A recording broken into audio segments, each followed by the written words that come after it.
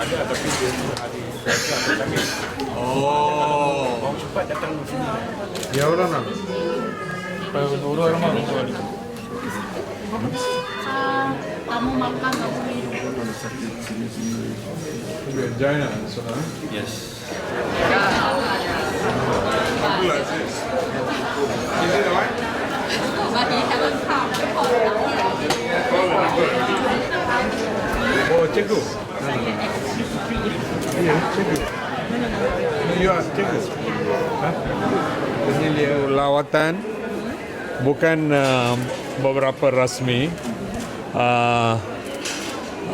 Lawatan kerja lah ke Hospital Ampang ini. Hospital ini mempunyai lebih daripada 500 katil dan beberapa bidang kepakaran, dan hospital ini pun menjadi pusat rujukan kebangsaan kepada penyakit-penyakit darah, hematologi.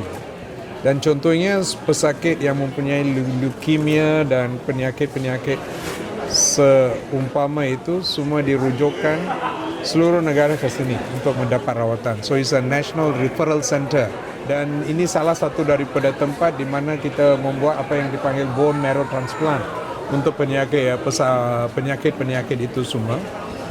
Seperti hospital kerajaan yang lain, memang mereka ada keperluan daripada segi keluasan, ada beberapa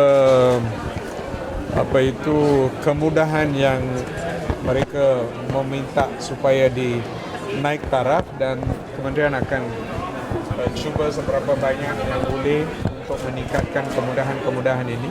Dan daripada segi keperluan jawatan, khususnya jururawat dan pegawai-pegawai sokongan yang mempunyai kepakaran, kemahiran di dalam bidang-bidang tertentu, itu diperlu tambah. Tapi keseluruhannya pesakit yang kita jumpa, mereka menunjukkan satu kepuasan yang begitu tinggi, khususnya kepada mereka yang contoh mendapat ada penyakit kanser yang sudah mendapat rawatan untuk beberapa tahun. Mereka dapat rawatan ini secara percuma di sini. Kalau rawatan yang sama diberi di hospital swasta contohnya, beratus-ratus ribu. Dan ubat yang diberi pun kita seberapa banyak kita memberi percuma. Seperti kementerian yang lain, Kementerian Kesihatan pun menghadapi kekangan daripada peruntukan bajet yang diberi. Kita semua tahu 97.5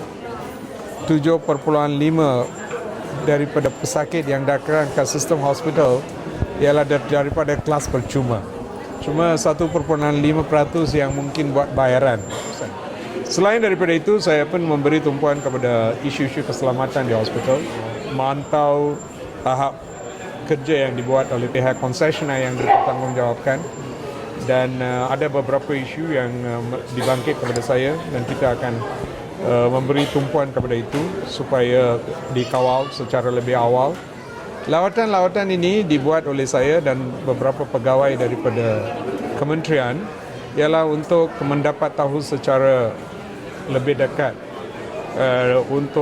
daripada pesakit dan daripada kakitan di hospital tentang isu-isunya, memberi message kepada pihak telah dipertanggungjawabkan dengan tanggungjawab supaya mereka kena buat kerja itu secara baik. Okay. The improvements that the ministry asked Ampang to make. What were some of the improvements you mentioned that they don't? No, they have made certain requests to us, which you will see. And then, for example, the accident and emergency, we saw a lot of the patients who are using the facilities actually are not those who actually should be using an accident and emergency facility. They should be using a facility in a clinic kesihatan or in an outpatient department.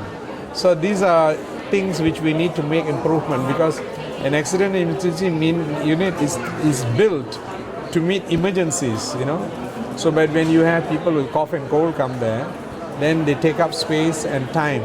So these are things, how we do, try to adjust it, is how we see whether the surrounding clinics around here, we can increase their scope and capacity so these patients can be treated there.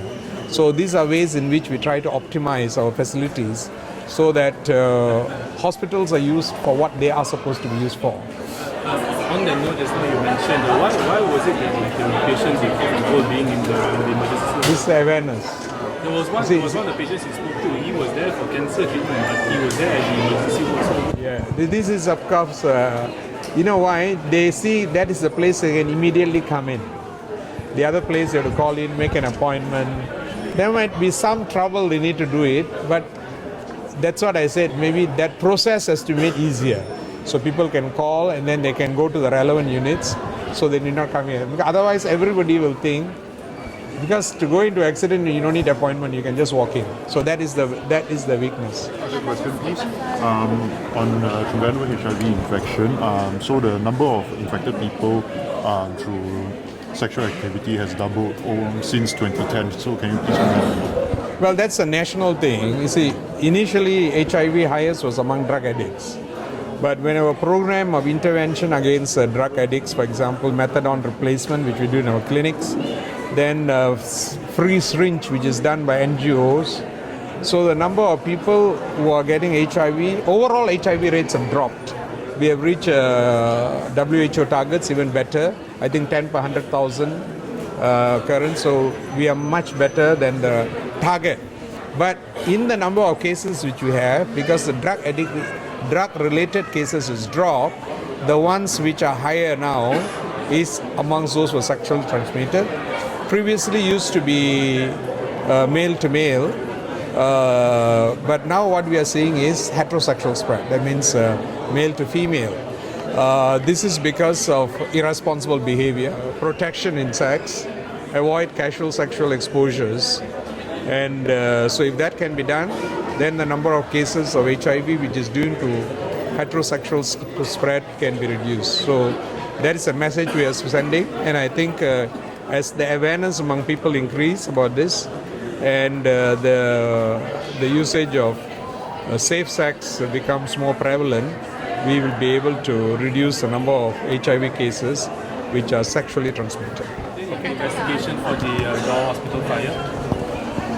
They have given us a preliminary report, but we are going through it and we need to further. Of course, it's a fire which broke out of an electrical problem. So we are discussing with the fire and bomber on the more detailed nature of it. And we are also waiting for the reports from JKR and the other agencies before we can have a conclusive. From what it looks like, it's of electrical fire, which is the cause of it. Dia ada pesakit kanser untuk walk-in saja, tidak perlu ada kemudian. Mereka sudah ada dirawat di sini. Mereka semua dirujuk. Lepas dirawat, mereka dibagi appointment. Isu jadi bila di antara appointment mereka mendapat rawatan. Itu melalui sistem lah. Kita kena menambah baik supaya itu boleh dikawal. Okay?